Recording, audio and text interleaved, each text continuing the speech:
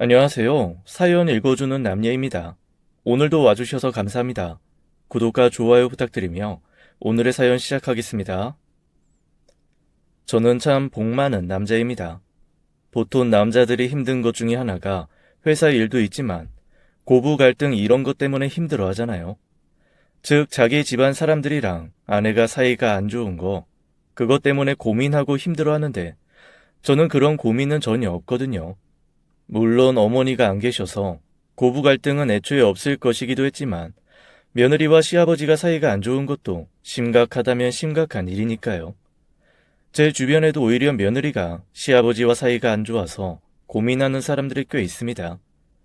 시아버지는 융통성 없고 가부장적이고 며느리는 그런 게 힘들고 평생 눌려 살아온 시어머니는 누구 편도 들지 못하는데 아들만 죽어나는 거죠. 게다가 이런 시아버지가 편찮으시기라도 하면 가족 중 그 누구도 병구안을 하지 않으려 해서 점점 더 괴팍해진다고 하더라고요. 점입가경으로 상황이 안 좋아지는 거죠. 그런데 저희 아버지는 가부장적인 부분도 없고 오히려 저보다 더 개방적이고 열려있는 분이십니다.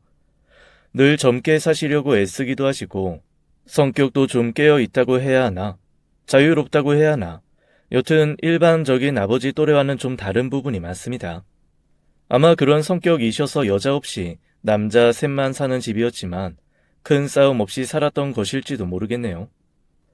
저희 어머니가 일찍 돌아가시고 저희 아버지는 혼자서 저희 형제들 키우느라고 너무 애쓰셨습니다. 사실 친아들도 아닌 형제를 그렇게 키우기 어려우셨을 거예요. 저희 형제, 어머니가 전 남편 사이에서 낳으셨거든요. 친아빠에 대한 기억은 거의 없습니다. 남동생이 태어나고 얼마 되지 않았을 때 돌아가셨으니 제가 3살 정도 되었을 때 아버지가 돌아가셨거든요. 혼자서 저희 형제를 키우던 어머니가 아버지를 만나 사랑에 빠지고 제가 10살 남동생이 7살 때 재혼을 하셨던 거죠. 그리고 행복한 가정을 오래 누리지도 못하신 채 제가 14살 때 어머니가 돌아가셨습니다. 그때 저희 아버지 나이는 고작 26이었습니다. 지금 생각하면 한참 놀고 즐길 나이였는데 졸지에 애 둘을 키워야 하는 아빠가 되었으니 생각만 해도 짠하고 죄송한 마음을 가지고 있습니다. 그때부터 아버지는 저와 동생을 서툴지만 열심히 키우셨어요. 다행히 저희 형제 크게 엇나가지 않고 자랐습니다. 어머니가 남겨두신 재산이 솔직히 큰 역할을 했죠. 아마 돈이 없었으면 착실하게 지원받는 것도 어려웠을 거고 이만큼 배우고 잘하는 것도 힘들었을 테니까요. 다행히 저는 성실하게 회사 다니는 평범한 사람이 되었고 남동생도 비교적 빨리 자리 잡아서 일찍 해외로 지사 발령이 나서 미국으로 나가 있는 상태입니다. 계속 저랑 아버지 몇 달 미국으로 와서 지내라고 하는데 여의치가 않더라고요. 저희가 이렇게 성장하고 어른이 되는 시간, 그 세월 동안 아버지 혼자 외롭게 사셨죠. 꽤 잘생긴 얼굴에 따르는 여자도 많았을 텐데 저희한테 여자 문체를 들키거나 걱정하게 한 적은 한 번도 없으십니다. 가끔 술 드시고 귀가하신 아버지에게서 여자 향수 냄새가 나거나 빨랫감에서 화장품이 묻은 것을 본 적이 있어요.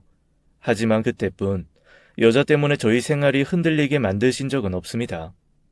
오히려 항상 저희가 혹시 아버지 재혼 생각이 있으시냐, 그러면은 자식들 눈치 보지 말고 하셔라라고 할 때마다 아버지가 하시는 말씀은 늘 똑같았어요.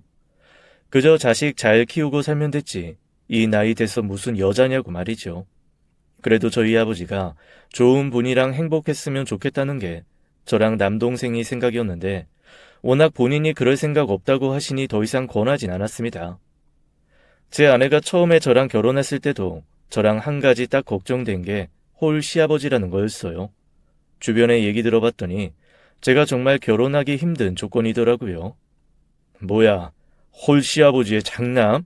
야야, 너는 어차피 마누라한테 버림받기 뻔하니까 그냥 혼자 살아라. 과장님, 홀시아버지의 장남이면 큰 그룹 하나 정도 갖고 있지 않는 한 장가가기 힘들지 않겠어요? 그 정도야? 그럼요. 아우, 정말 장가가기 힘든 조건 다 갖추셨네요. 왜? 같이 살 것도 아닌데. 그건 당연한 거고요. 어떻게 같이 살기까지 해요? 그리고 생각해보세요. 좀 그렇잖아요. 홀시어머니보다 더 힘든 게 홀시아버지라고. 전 너무 싫을 것 같은데. 그래? 아니, 그런데 내 여자친구는 별로 그런 소리 안 하던데? 아유, 결혼한다고 그러면 달라질걸요? 연애는 뭐 상관없으니까 별말 안 하겠죠. 헤어지면 끝이잖아요. 그런데 결혼은 다르죠. 주변에서는 정말 열이면 열이 다 홀 시아버지가 있는 장남은 결혼이 힘들다는 부정적인 얘기만 해주셨습니다. 그래서 연애를 4년이나 하면서도 아내한테 선뜻 결혼하자는 얘기를 하지 못했습니다.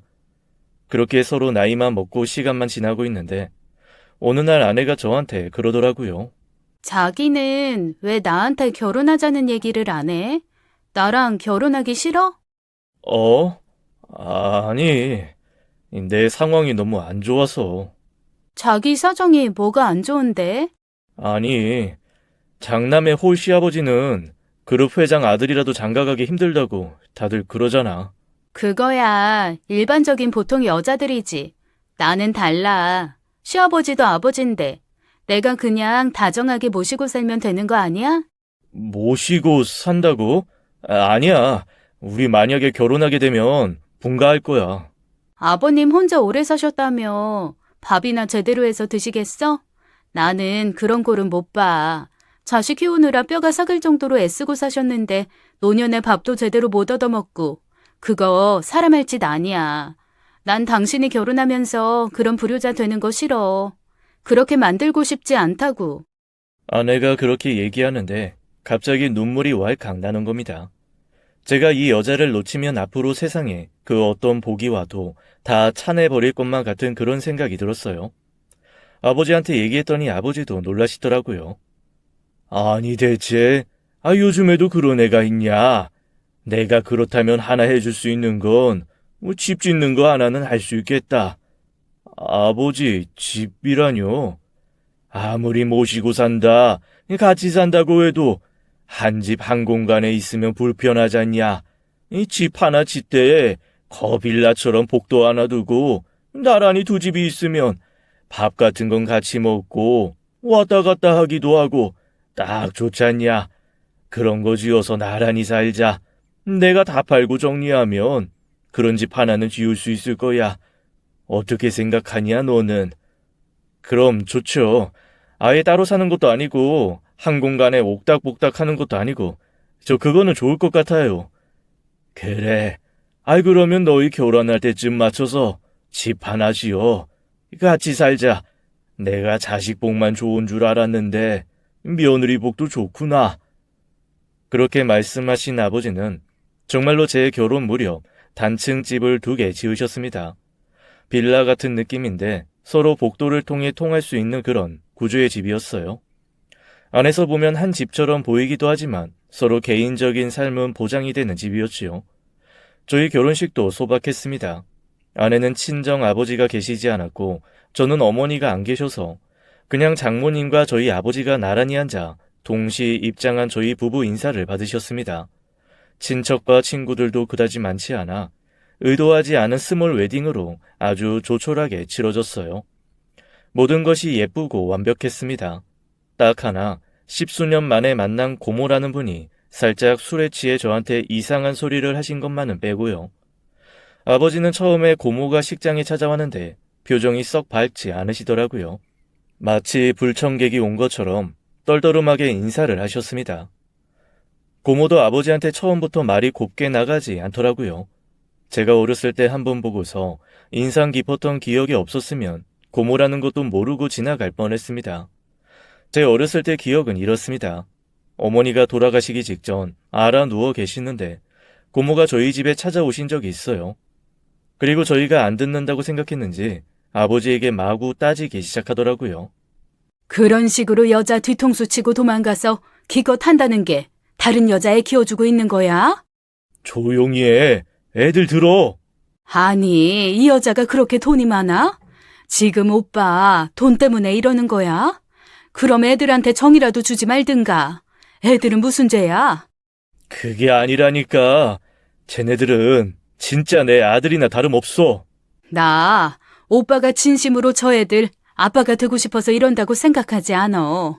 분명히 무슨 이유가 있어도 있는 거야. 조용히 해. 애들 듣는다니까. 어쨌건 오빠가 싸고 튄 똥 우리 식구들이 죽어라고 치웠으니까 그거 다 보상할 때까진 절대 가족들 앞에 나타나지 마. 여자 좋아해서 이 여자 저 여자 후리고 다닌 것까지는 그래, 남자니까 그럴 수 있다고 이해하겠어. 그런데 아이고, 이런 식으로 가족은 건드리지 말아야지. 사실 고모가 너무나 또박또박 말씀을 하셔서 그 모든 말이 다 기억에 남기는 하지만 당시에는 무슨 말인지 몰랐습니다. 그런데 크면서 한 번씩 그 얘기를 곱씹을 때마다 뭔가 석연치 않고 불안한 부분은 있더라고요. 가족은 건드리지 말았어야지 라는 말이었습니다. 분명 아버지가 뭔가 가족들한테 큰 잘못을 하고 인연을 끊고 사신다는 느낌이 들었습니다. 한 번도 저희를 친가에 데려가신 적이 없거든요. 그리고 제가 알기로는 친가 쪽과 그닥 연락을 하신 적도 없고요. 그래서 십수년 만에 고모가 제 결혼식에 나타났을 때 사실 좀 깜짝 놀랐습니다. 그런데 결혼식장에 와서 제 결혼식은 제대로 보지도 않으시고 처음부터 끝까지 술만 드시던 고모가 나중에 제가 테이블로 인사를 하러 갔더니 저를 보고 그러시더라고요. 야, 네 아빠가 네 생각만큼 그렇게 착한 사람 아니야. 너 조심해. 네 엄마가 남기고 간 재산 아니었으면 진즉에 너희 떠나고도 남았을 사람이니까. 그런데 네 엄마가 머리가 좋아서 이것저것 장치를 해놓고 가가지고 그나마 너희가 버림 안 받고 사는 거야. 옆에서 아내가 의아한 얼굴로 저를 바라봤습니다. 혀도 꼬인 데다가 앞뒤 다 잘라먹고 툭툭 하고 싶은 얘기만 하니 알도리가 없지요. 아버지가 허겁지겁 달려와서 고모를 만류하며 이게 또 술에 취해 헛소리를 한다고 저희한테 신경 쓰지 말라고 하셨습니다. 그런데 사실 저 고모가 무슨 말씀하시는지 알고 있어요. 저희 어머니가 외갓집이 워낙 부자여서 재산이 좀 있으셨거든요. 게다가 저희 친아버지가 사업 수완이 좋으셨는지 역시 꽤 재산이 있는 분이었습니다. 어머니가 돌아가시기 전에 무슨 신탁 비슷한 걸로 돈을 맡겨 놓으셨는데 그 유언에 따르면 저희가 성인이 됐을 때 모든 재산이 저희한테로 오는 거였습니다. 다만 저희 아버지가 저희를 성인이 될 때까지 성실하게 키웠을 경우 배우자로서의 재산 인정 등을 통해 어느 정도 상속이 되게끔 뭔가 조치를 취해 놓으셨더라고요. 저도 자세하게는 모르겠는데 제가 20살 생일이 되던 해에 변호사분이 찾아오셔서 자초지정을 설명해 주시는 바람에 알았죠. 그제야 재산 때문에 붙어 있었다는 둥, 그렇지 않으면 진작에 떠났을 거라는 둥 하는 고모의 말이 이해가 되었습니다. 이유가 어쨌건 간에 저희 아버지 성실하게 저희 옆에 있어 주신 거니까요. 제 결혼식 때 부모님 자리에 앉아 계신 것, 함께 살 집을 지어 저희 앞으로의 삶에 같이 해주기로 하신 것, 저는 그것만으로도 충분히 아버지에게 감사하고 있습니다. 제가 엄마를 그리워하고 아버지에 대한 감사가 있는 것처럼 제 아내는 아버지에 대한 동경이 있는 사람이었습니다. 알고 보니 장인 어른이 일찍 돌아가셔서 아버지에 대한 목마름이 있는 편이었더라고요. 그래서였는지 아버지가 집을 지었다는 얘기를 듣고 아내는 너무나 행복해하고 감사해했습니다. 저와 결혼하기 전부터 아버지에게 찾아가서 따로 밥도 먹고 함께 쇼핑도 다니더라고요. 그리고 양지역집에 들어갈 가구며 인테리어도 아내가 아버지와 논의해서 결정하고요. 남들이 소외되는 느낌에 슬프지 않냐고 했지만 저는 그저 아내가 너무 고맙기만 했습니다. 제가 해야 할 것을 아내가 다 해주고 아들인 저희가 못하는 살가운 자식 노릇을 아내가 꼼꼼히 해주고 있는 거였으니까요. 그렇게 저와 아내는 그 집으로 들어가서 살기 시작했습니다. 신혼초였지만 제 아내는 정말로 저희 아버지에게 잘하더라고요. 그래서인지 어쩔 때는 저보다 아버지와 훨씬 친하게 지내고 아버지 마음도 잘 알아줘서 저는 그런 아내가 너무 고맙고 사랑스러웠습니다. 물론 아버지한테만 잘한 건 아니에요. 저한테도 얼마나 잘해주는지 아주 감지덕지할 정도였습니다. 솔직히 말하면 아내 이전에 몇 번 연애를 했었는데 연애했던 그 모든 여자들을 합쳐서 곱하기 100, 곱하기 100, 곱하기 100을 해도 아내를 따라오지 못할 만큼 되게 완벽한 여자였습니다.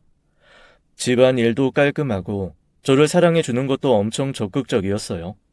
아내 없이는 살 수 없다는 생각만 가득 찼지요. 정말 마누라가 예쁘면 처갓집 말뚱에도 절을 한다더니 제가 그럴 지경이었습니다.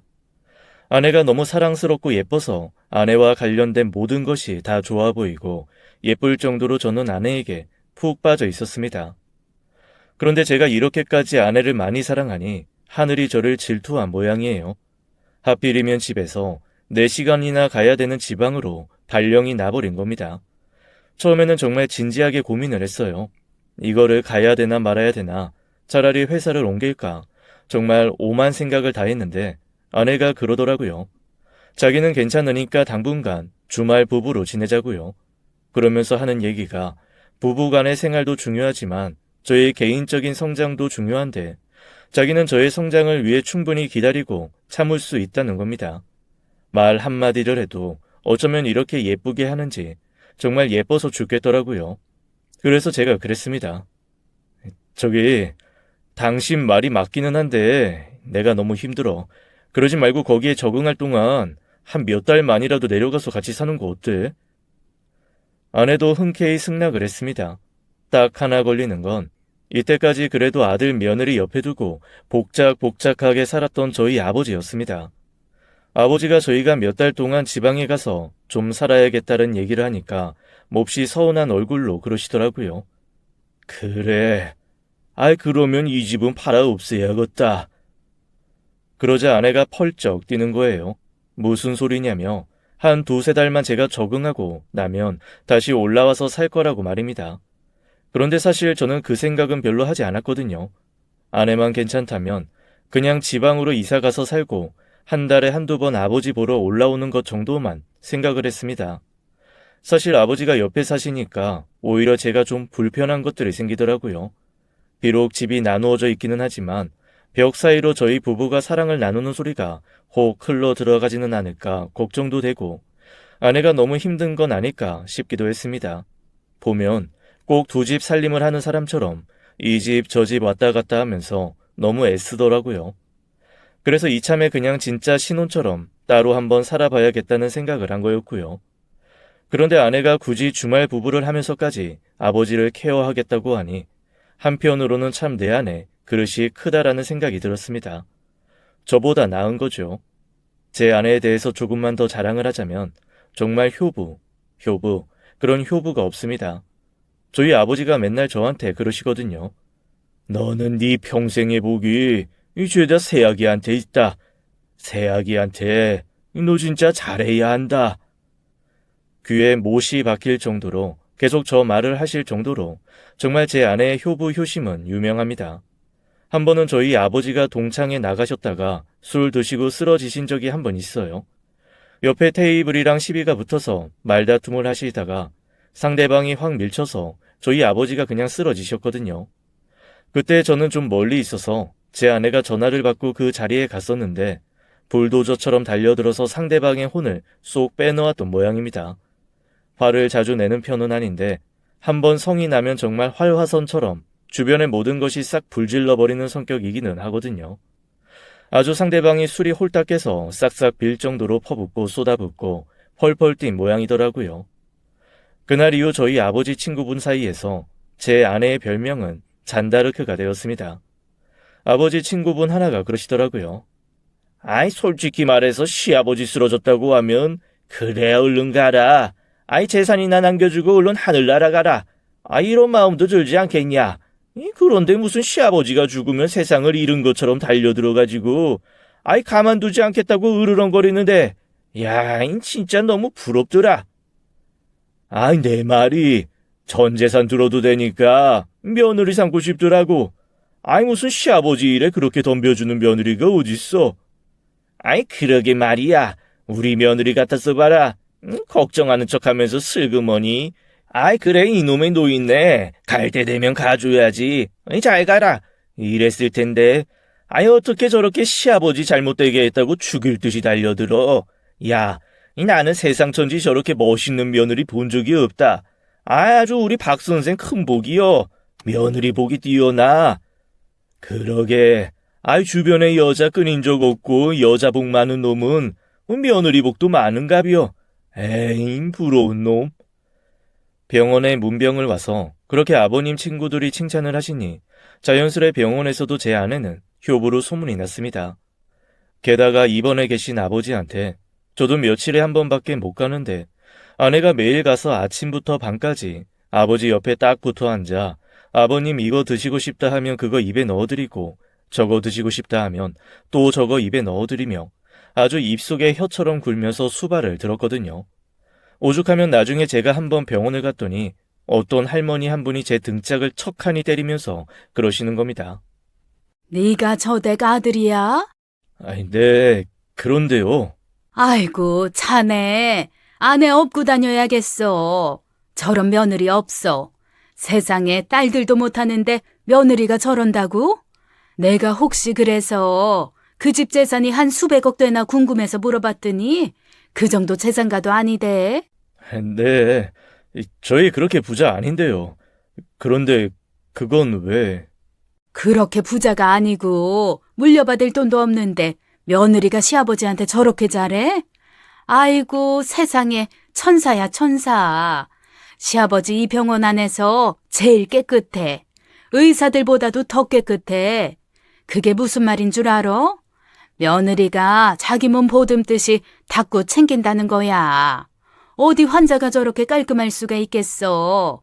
따뜻한 물수건으로 닦아줘, 뒤집어줘, 마른 수건으로 말려줘. 아주 지극정성이야.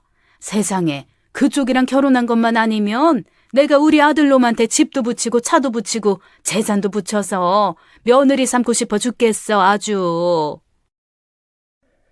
그 어르신의 말에 저는 어설픈 웃음을 지을 수밖에 없었습니다. 자식보다 나은 며느리, 그런 며느리가 바로 제 아내인 거죠. 너무 멋진 아내 덕에 제가 졸지에 불효자가 되었지만 그건 아무렇지도 않았습니다. 한편으론 너무 고맙고 한편으론 너무 사랑스럽고 미안하기도 하고 아내를 향한 제 마음은 몫이 복합적이었습니다. 하지만 제 아내는 그런 말은 아랑곳하지도 않고 그저 자기가 할 것에만 묵묵하게 하더라고요.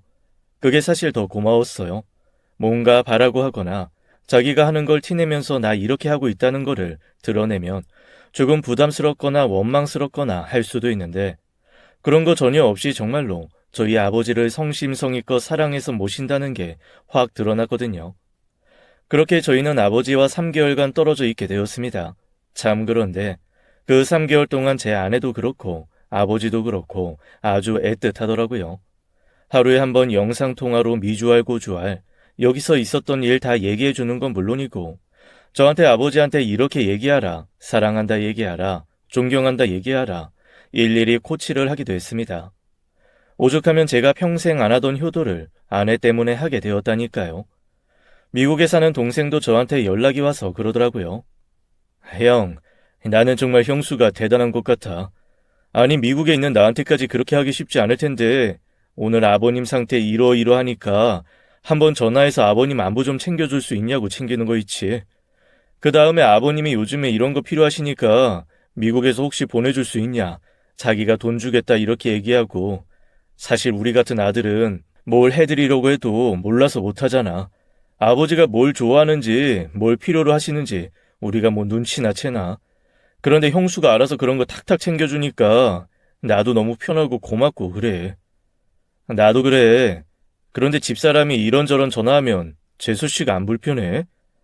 그것도 내가 되게 고마운 게 아내한테 얘기하는 게 아니라 나한테 얘기해서 그냥 내가 챙기게 하더라고.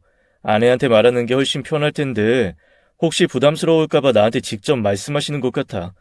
아내도 형님한테 너무 고맙고 자기 너무 편하고 그렇대.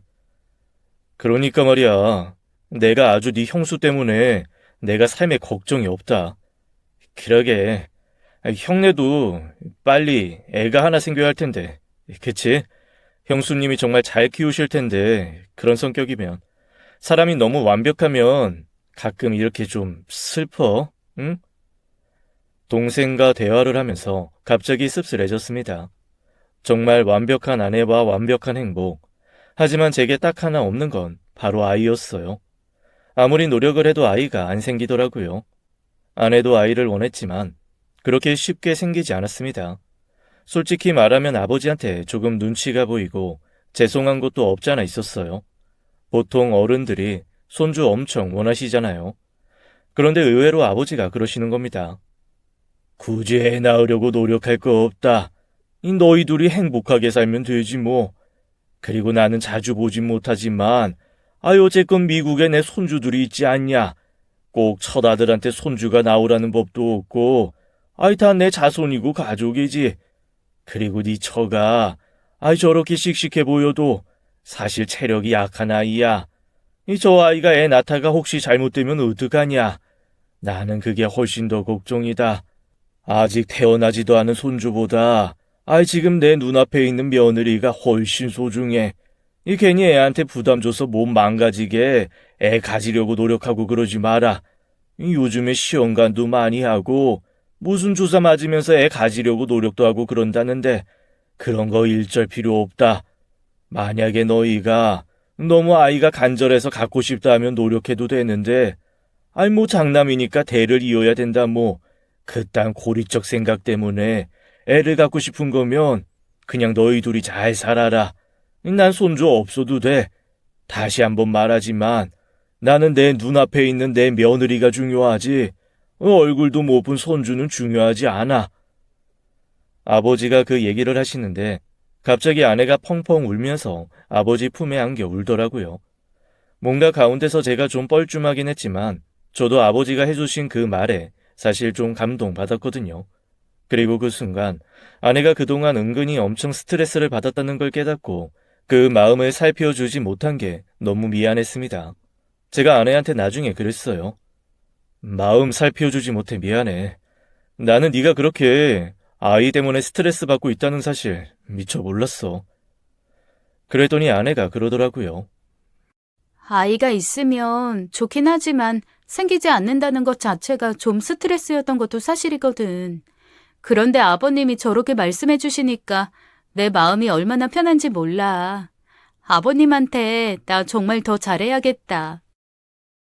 그리고 아내는 정말 그날부터 아버지에게 더 잘하기 시작했습니다. 저와 3개월간 지방에 내려가 있는 동안에도 시장에서 뭔가 좋은 것만 보면 저거 아버지가 좋아하신다며 사가지고 택배로 보내기도 하고 주말에 올라가서는 아버님한테 맛있는 것도 해드렸습니다. 피곤하다며 힘들어하는 저를 집에 두고 아버지와 함께 나가서 영화도 보고 미술관도 다녀오고 그렇게 시간을 보내더라고요. 저야 뭐 천사 같은 아내의 배려에 내내 감사하며 살 뿐이었죠. 그리고 아내는 정말로 3개월이 지나자 얄짤없이 원래 살던 집으로 올라가겠다고 했습니다. 저는 지금처럼 한 달에 한두 번 아버님 뵙는 것도 괜찮지 않냐라고 했는데 아내가 한 말을 듣고 사실 좀 창피했어요. 자식 새끼라는 것도 이 정도밖에 생각을 못하는데 며느리가 이런 생각을 한다는 게 좀 놀라웠거든요. 아내가 그러더라고요. 당신이랑 나랑은 앞으로 10수년은 같이 살 수 있는 사람이야. 그런데 아버님은 자식이랑 살 수 있는 날이 얼마 남지 않으신 거잖아. 길어봐야 10년이야. 게다가 아버님 전체 인생에서 당신을 위해 당신이 행복하게 사실 시간이 얼마나 되겠어. 이때까지 여보야랑 서방님 키우면서 한 번도 본인을 위해 사신 적 없다며 그나마 아들 며느리랑 살겠다고 전 재산 털어서 집까지 지으셨는데 그 행복마저 뺏는 게 자식이 할 일이야? 앞으로 길어봐야 10년인데 나는 그 10년 아버님이 자기 인생 허무하지 않게 옆에서 잘 돌봐드리고 싶어. 당신도 그렇게 생각해줬으면 좋겠어. 저 그날 정말 아내 앞에서 무릎 꿇을 뻔했습니다. 그리고 천지신명이 있다면 이 사람이 원하는 건 다 들어주셨으면 좋겠다는 소원을 빌 정도였어요. 아니 이런 여자가 어디 있습니까? 이런 말을 하는 것 자체, 이런 마음을 먹고 이런 행동을 한다는 거, 그것만으로도 정말 놀라운 일이지 않습니까? 제가 오죽하면 아내와 떨어져 살기로 했다는 얘기를 동료들한테 했을 때 동료들이 그랬거든요. 아니 보통 시댁이랑 멀어지는 것 때문에 지방에 발령받는 거 좋아한다는데 그 집안에 진짜 특이하네. 그래서 제가 아내가 이런 말을 하더라 라면서 아내가 한 말을 전달해 줬더니 세상에 개 중에는 눈물 짓는 동료도 있었다니까요. 얼마 전에 돌아가신 부모님 생각이 난다며 자기 아내가 아마 부모님 생전에 그렇게 생각해서 부모님한테 잘했으면 자기는 아내가 콩으로 팥죽을 만들고 팥으로 메주를 쓴다고 해도 믿었을 거라더라고요. 그러면서 제가 세상에 그런 아내 없다고 저한테 너무 부럽다는 겁니다. 그렇게 동료들 앞에서 어깨까지 으쓱하고 났더니 더 이상 아내의 행동을 막을 수가 없더라고요. 결국 아내는 정말 지방 생활 3개월 만에 다시 서울로 올라갔습니다. 그리고 그날부터 하루하루 저는 외롭고 쓸쓸해졌지만 저희 아버지는 너무 행복해 하셨어요. 제가 전화할 때마다 아버지 목소리가 막 피어나는 게 느껴졌다니까요. 꼭 10살, 20살 회춘하는 것 같은 그런 목소리였습니다. 그렇게 저희는 주말 부부 생활을 시작했어요. 그런데 주말 부부 1년 차, 2년 차쯤 되었을 때 뭔가 이상한 느낌이 들기 시작했습니다. 어쩐지 아내가 제가 가도 좀 시큰둥한 것 같고 뭔가 저한테 비밀이 생긴 것도 같고 여튼 조금 마음이 이상해졌어요. 아내한테 뭔가 물어봐도 회피하면서 대답을 안 하더라고요. 당신 혹시 무슨 일 있어?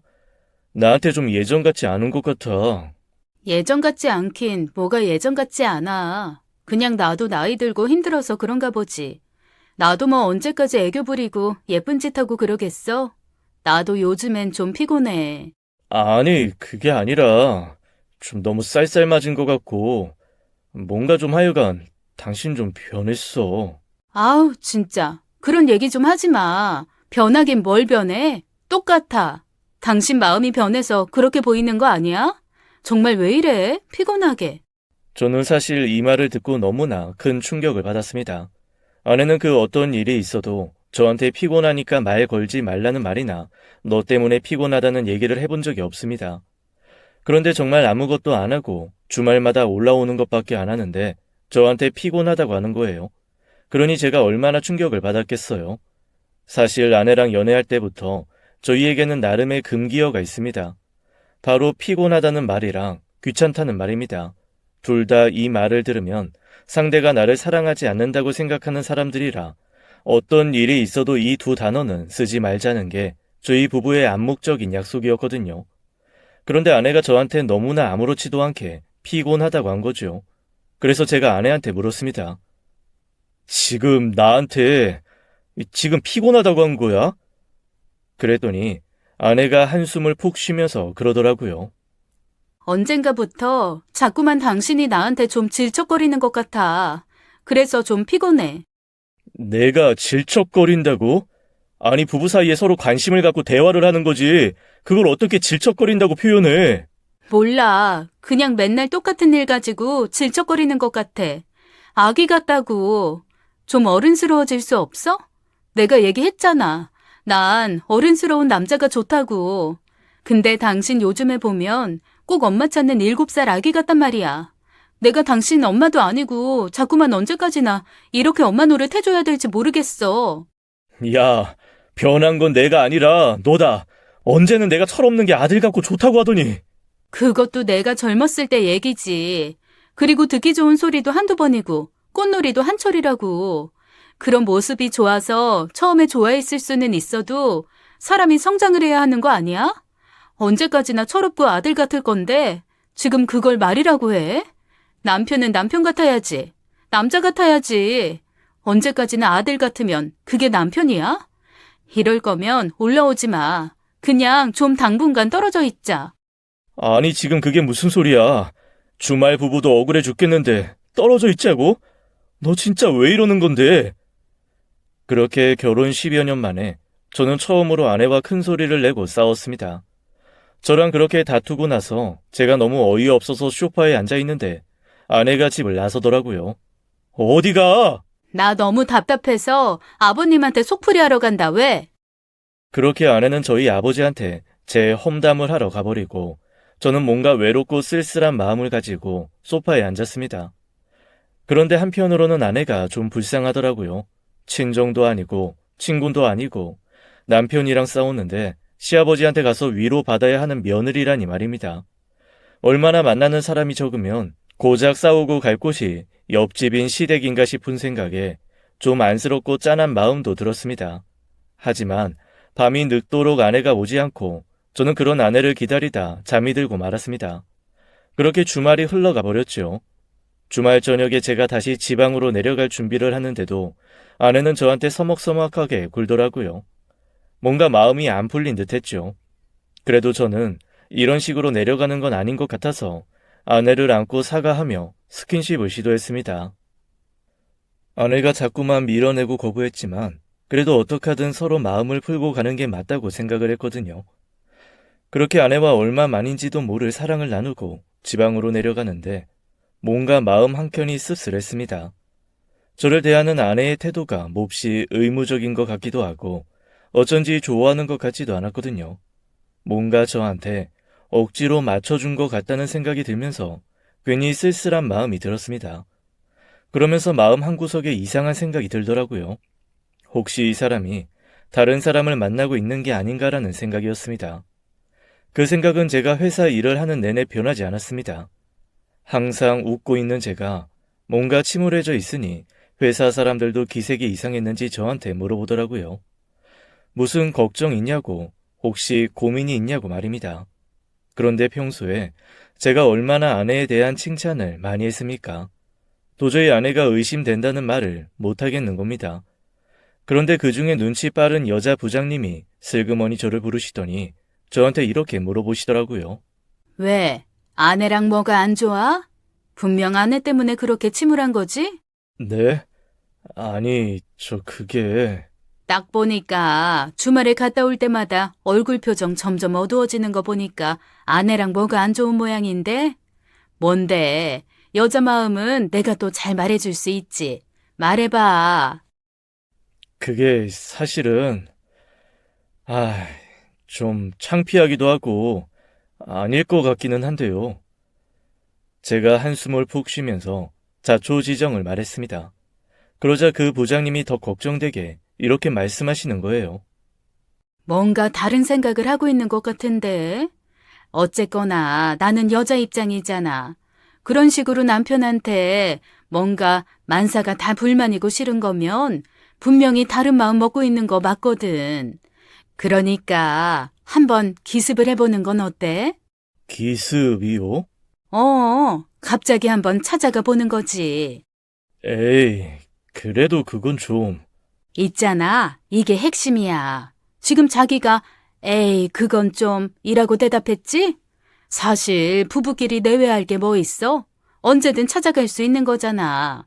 언제 가든 편하게 만날 수 있는 그런 사이인데 그 자체를 망설이면서 급습이요? 그건 좀 한다는 건 당신도 당신 마음에 뭔가 의심이 있고 상상하던 게 벌어질까봐 걱정된다는 거 아니겠어? 혹시나 상대방이 뭔가 들켰다고 싫어하지 않을까, 나한테 안 좋은 일이 생기지 않을까, 그런 생각 말이야. 그 순간 제 머릿속에 쿵 아주 무거운 뭔가가 떨어져 온몸이 울리는 것 같았습니다. 제가 망설였던 이유가 정말로 아내가 다른 남자와 바람을 필지도 모른다는 생각 때문이었다는 게 확연히 저 스스로에게 느껴진 거거든요. 제 마음의 의심을 없애려면 정말로 차라리 몰래 가서 아내를 한번 살펴보는 게 빠르겠다는 생각이 들더라고요. 그래서 바로 그 다음날 아내에게 말하지 않고 휴가를 냈습니다. 그리고 곧장 집으로 올라갔죠. 그렇게 하루 종일 저는 아내의 뒤를 밟았습니다. 그리고 그날 저녁 저는 지방으로 내려가는 기차역에서 한참을 울었습니다. 아내에게 너무 미안해서요. 제가 쓰레기였더라고요. 아내를 의심한 저 같은 놈은 누군가에게 쥐어 터져도 할 수 없다는 생각이 들 정도로 제 아내한테 너무 미안했습니다. 제 아내의 하루는 처음부터 끝까지 저희 아버지와 가정을 위한 걸로 꽉 차 있었어요. 아침 일찍 아버지를 모시고 근처 공원을 다녀오더라고요. 한참을 아버지와 딸처럼 도란도란 산책하며 이 얘기 저 얘기 하는데 저는 저희 아버지가 그렇게 웃을 수 있는 분이라는 걸 처음 알았어요. 그리고 오히려 몇 년 전보다 훨씬 건강하고 남자다운 모습으로 저보다도 더 강인한 모습으로 걸어 다니셨습니다. 저런 모습으로 아버지를 만드는 데에는 제 아내의 공이 컸겠지요. 그렇게 팔짱을 끼고 다정하게 산책을 마치고 온 두 사람은 아내가 집에서 한 밥으로 맛있게 식사를 했습니다. 그리고 아버지가 환한 거실에서 신문을 보시는데 아내가 다가와서 아버지 어깨를 주무르고 손발톱을 깎아드리고 아버지 염색을 해드리더라고요. 염색을 마친 아버지가 어찌나 젊어 보이시는지 저랑 동갑이라고 해도 믿을 만큼 젊은 모습으로 바뀌셨습니다. 조금 뒤에 아버지가 방으로 들어가시고 아내는 뭔가 집안일을 하는 듯 했습니다. 그리고는 커튼을 치더라고요. 아마 우리 집으로 간 거겠지요. 그렇게 몇 시간이 지난 후 저녁 때가 되니 다시 커튼이 열리고 아버지와 아내가 또 다정하게 앉아서 저녁을 먹기 시작했습니다. 그렇게 하루 종일 제 아내는 저희 아버지 옆에서 딸보다도 살뜰하게, 아내보다도 다정하게 아버지를 돌보고 있었죠. 그 모습을 보는데 혹시 남자가 생긴 게 아닌가 의심했던 제 자신이 너무 쓰레기 같은 거예요. 제가 없는 동안 두 아들을 합친 거 곱하기 100보다도 훨씬 더 많이 저희 아버지를 돌보고 있는 제 아내를 보며 엎드려 절하고 싶은 심정이었습니다. 그렇게 이틀의 휴가가 무색하게 하루 만에 내려와서 다음날 부장님께 말씀을 드렸어요. 아내를 하루 종일 뒤쫓다가 저 완전히 제 스스로한테 실망했어요. 왜? 정말 저희 아버지 곁에서 한시도 떨어지지 않고 아버지를 돌보더라고요. 저희 아버지 엄청 젊어지셨어요. 회춘하신 것 같아요. 다 제 아내 덕이에요. 그 누구도 70 다 된 노인네라고 생각 안 하겠더라고요. 정말 좋은 여잔가 보네. 괜히 내가 괜한 소리 해가지고 마음 불편하게 했나 보다. 아니에요. 저도 사실 부장님이랑 똑같은 생각했거든요. 제 마음속에서 그냥 믿고 싶지 않았을 뿐이죠. 그런데 그래도 눈으로 보고 깨닫고 나니까 좀 속이 시원하네요. 그래, 그렇게 속 시원하면 된 거지 뭐. 아, 어쩌면 갱년기가 좀 일찍 올 수도 있겠다. 여자들 갱년기 오면 힘들거든. 감정 변화도 강해지고. 아, 그럴 수도 있겠네요. 여튼 제가 더 잘해야겠어요. 아내를 의심한다는 게 너무 미안해서 저는 며칠 뒤에 있을 나름 기념일에 아내를 위한 서프라이즈를 하기로 했습니다. 저희 아내가 결혼 기념일보다 더 의미 있게 생각하는 날 중에 하나가 저희가 처음 만난 날이거든요. 물론 몇 년 전부터 처음 만난 날도 결혼 기념일도 그냥 은근슬쩍 넘어가기는 했지만 이번만큼은 처음 만난 날을 꼭 챙겨주고 싶었습니다. 그래서 그날 휴가를 내고 아내를 향한 서프라이즈를 하기로 했어요. 먼저 아내가 좋아하는 꽃다발을 집 앞에 배달을 시키고 아내가 그 꽃다발을 가지러 나왔을 때 제가 선물과 함께 짜잔 나타나려는 게 제 계획이었습니다. 그래서 저희 집 주변에 정말로 꽃 자라는 집을 수소문하고 그 집에서 꽃다발을 주문한 후 시간과 장소를 정확하게 지켜달라고 신신당부했습니다. 그 계획을 세우는 며칠 동안 제가 얼마나 행복했는지 몰라요. 그리고 당일 딱 아내가 점심 먹고 치우고 집에 갈 쯤인 시간인 2시쯤 꽃다발을 문 앞에 배달을 시켰습니다. 꽃 배달하시는 분이 대문 앞에 곱게 꽃다발을 놓고 사라지자마자 아내에게 전화를 했죠. 아내가 약간 숨찬 목소리로 전화를 받더라고요. 여보, 어쩐 일이야? 어? 당신은 뭐 하는데 이렇게 숨이 차? 아니, 청소하다 받았지. 왜? 무슨 일인데? 에이, 우리 오늘 처음 만난 날 기념일이잖아. 당신 몰랐어? 오늘이 그런가? 날짜가는 개념도 없어서 그렇네. 오늘이 그날이구나. 그래서 내가 선물 보냈어. 문 앞에 있을 거야. 와서 가지고 들어가. 그래? 고마워. 내가 선물 받고 전화할게. 그렇게 아내가 전화를 끊고 저는 문 밖에서 두근거리는 심정으로 기다렸습니다. 아내가 얼른 나와 꽃다발을 보고 반가워할 얼굴을 기다리던 그때 철컥 문이 열렸습니다. 그런데 아내가 우리 집에서 나오는 게 아니라 저희 아버지 집에서 나오더라고요. 그것도 속옷 차림으로요. 그나마 아래 속옷은 입고 있었는데 위에 속옷은 거의 풀어 헤쳐진 상태였습니다. 그 건물에 아무리 저희밖에 없다 해도 속옷 차림으로 복도에 나오는 것 자체도 이상한데 그 차림으로 저희 아버지 집에서 나온다는 사실에 저는 너무나 큰 충격을 받았습니다. 꽃다발을 들고 막 들어가려던 아내가 저와 눈이 마주쳤습니다. 털썩 꽃다발이 바닥에 떨어지고 속옷 차림의 아내가 놀란 얼굴로 우뚝 서서 저를 바라보고 있더라고요. 그리고 안쪽에서는 저희 아버지가 제 아내를 부르는 목소리가 들렸습니다. 우리 아기, 아니 나 이렇게 만들어 놓고 나가서 뭐 하는 거냐? 아유 어서 들어와. 하던 거 끝내야지. 눈이 뒤집히더라고요. 놀란 아내를 밀치고 집 안으로 들어간 순간 저는 제 눈앞에 있는 상황을 믿을 수가 없었습니다. 커튼이 쳐진 거실에 이부자리가 펼쳐져 있고 거기에 저희 아버지가 누워있다가 저를 보고 벌떡 일어나서 하얗게 질린 얼굴을 하시더라고요. 네가 지금 이 시간에 여기 웬일이냐? 뒤이어 들어온 아내가 안절부절 못하는 얼굴로 저와 아버지를 번갈아 바라봤습니다. 그날 저는 이성을 잃고 두 사람의 머리끄댕이를 잡고 흔들어댔어요. 그리고 제 아내의 멱살을 잡고 언제부터 이랬냐고 윽박질렀죠. 제 아내가 하는 말이 이사 오기 전부터 서로 마음은 조금씩 있었는데 이사 들어오자마자부터 몰래 만나기 시작했고 3년 전에 제가 지방으로 내려갈 때부터 본격적인 만남을 가졌다고 하네요. 그제야 왜 그렇게 저희 아버지와 떨어지려고 하지 않았는지, 그리고 주말에 제가 올라올 때마다 오히려 피곤하고 귀찮은 기색을 보였던 건지 한 번에 이해가 되었습니다. 저는 극도의 배신감에 그날부터 며칠을 끙끙 앓아 누웠습니다. 그러던 그 와중에 아내는 저한테 먼저 이혼을 요구하더라고요.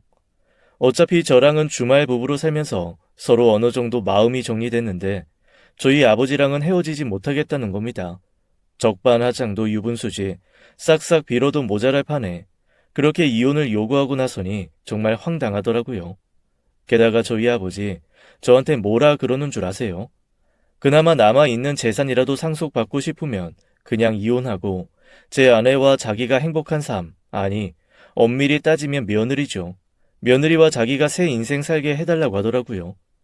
저는 젊으니까 얼마든지 다른 여자 만나서 연애하고 재혼할 수 있지 않냐면서 어차피 아이도 없는데 무슨 상관이냐는 거죠. 남자 대 남자로서 요구한다나요? 어이가 없어서 웃음조차 나오지 않았습니다. 아니, 입 열어서 나오는 거면 다 말인 줄 아나 싶어 황당했지요. 제가 얼마나 답답하면 미국에 있는 남동생한테 전화를 해서 국제 전화로 3시간이 넘게 하소연을 다했다니까요. 처음에 제 얘기를 듣고 남동생은 절대 믿을 수가 없다는 듯이 저보고 오히려 망상증 아니냐, 정신병 온 거 아니냐, 형 좀 이상하게 변한 거 아니냐라면서 저를 의심하기 시작하더라고요. 하지만 제가 아주 정확하게 모든 상황을 다 얘기해 주니까 남동생 역시 아버지가 미쳤나 보다며 아니 어떻게 그럴 수가 있냐고 펄펄 뛰기 시작했습니다. 그러면서 저한테 오히려 빨리 다 정리하고 차라리 자기가 있는 미국으로 오라고 하더라고요. 솔직히 그 말을 듣는데 좀 혹하기는 했습니다. 더 이상 여기에서 다른 사람들한테 이것저것 설명하며 살고 싶지도 않고 그냥 다 잊고 아무도 저를 모르는 곳에서 새 인생 살고 싶다는 생각이 들었는데 그렇게 떠나고 나면 한국에 남아있을 두 사람만 좋을 게 뻔하잖아요. 결국에 그게 제가 원하는 바가 아니라는 걸 깨달았죠. 그 두 사람이 좋은 건 제 인생을 걸고라도 절대 못하게 하겠다는 게 제 결론이었습니다. 그래서 아내에게 선언했습니다. 절대 이혼해주지 않을 거라고요. 그리고 당장 모든 살림 정리하고 지방으로 내려와 저랑 함께 살아야 한다고 했습니다. 다시는 아버지 볼 생각도 하지 말라고 했죠. 아내가 반발했지만 저는 저와 이혼하고 아내가 저희 아버지와 마음 편하게 사는 꼴을 볼 수가 없었거든요. 어차피 키워준 건 감사하지만 친아버지도 아닌데 제가 더 이상 아들 노릇할 필요 없다는 생각이기도 했고요. 그렇게 저는 싹 짐을 정리하고 아내를 데리고 지방으로 내려왔습니다. 그리고 아내를 철저하게 감시했어요. 아버지와 연락도 할 수 없고 절대 갈 수도 없게 만들어 놓은 거죠.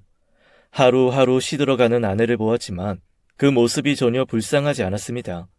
오히려 제가 느낀 배신감을 상쇄하려면 앞으로 더 오랜 시간 괴로워하고 힘들어해야 된다는 생각이었어요. 그리고 저희 아버지는 그 큰 집에 혼자 외롭게 남겨졌습니다. 미국에 있는 동생도 아버지와 연락을 끊어버렸죠. 이후에 고모가 저한테 연락을 한번 하셨습니다. 그때서야 비로소 아버지가 저희 엄마와 결혼 전에 어떤 짓을 하고 다닌 사람이었는지 자세하게 들을 수가 있었어요. 아주 젊은 시절부터 나이 막론하고 유부녀를 꼬셔 돈 뜯어내는 제비 중에 상제비였다고 하더라고요. 그러면서 고모가 말씀하시길 저희 엄마와 같이 살기 전에 정말 마을에서 큰 분란을 일으키고 사라져 할머니와 할아버지가 죽는 날까지 그 죗값 대신 치르면서 고생하셨다고 했습니다. 그 자식이 왜 너희 엄마한테는 그렇게 오래 붙어 있었는지 모르겠는데 아마 재산 때문이었을 거야. 너희 엄마가 생각보다 호락호락하지 않아서 재산 홀랑 먹고 도망가기 전에 다 뭔가 장치를 해놓은 거지. 결국 이렇게 또 사다를 내는구나. 아이고. 고모는 그러면서 제게 고름찬 상처는 빨리 째서 쭉 짜버리는 게 오히려 속 시원하다며 그냥 잊으라시더라고요. 하지만 제 마음이 허락지 않으면 지금처럼 이혼하지 말고 살아도 상관은 없지만 그게 정말 저를 위한 것인지 생각해보라는 말도 했습니다. 가끔 저희 키우면서 애썼던 아버지의 모습이 떠올라 마음이 흔들리기는 하지만 그때마다 홀딱 벗고 제 앞에 있었던 두 사람이 겹쳐져서 제 마음의 분노가 가라앉지 않습니다. 끝까지 저는 제 아내를 놓아주지 않을 거예요. 절대 제 아버지에게 가게 둘 수가 없거든요. 만약 아버지가 돌아가시면 그때는 가차없이 이혼을 하려 합니다. 그때를 대비해서 지금 이혼의 귀책 사유를 하나하나 모아두는 중입니다. 재산도 조금씩 정리해서 미국에 있는 동생에게 보내고 있고요. 조만간 아버지가 돌아가시면 제 아내는 제대로 된 재산도 없이 이혼당하게 될 거예요. 그 날말을 기다리며 삽니다. 그때가 오면 저도 좀 행복해질 수 있을까요? 지금까지 사연 읽어주는 남녀였습니다. 끝까지 함께 해주신 여러분 감사드리며 저희는 다음 사연으로 돌아올게요. 감사합니다.